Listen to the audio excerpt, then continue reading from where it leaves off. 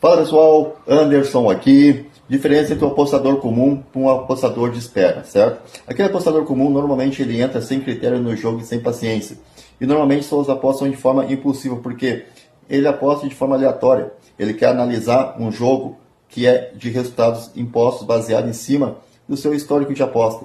Já por outro lado, um apostador estrategista que sabe esperar, ele filtra as suas possibilidades, as suas, como eu vou dizer assim, oportunidades de entrada. E nem toda entrada, às vezes, para ele vale a pena. E também ele não se sente obrigado a apostar se não aparecer a sua situação que ele já determinou, entendeu? Então apostar na espera, meus amigos, não significa que você tem medo do cassino, mas você sabe ter o quê?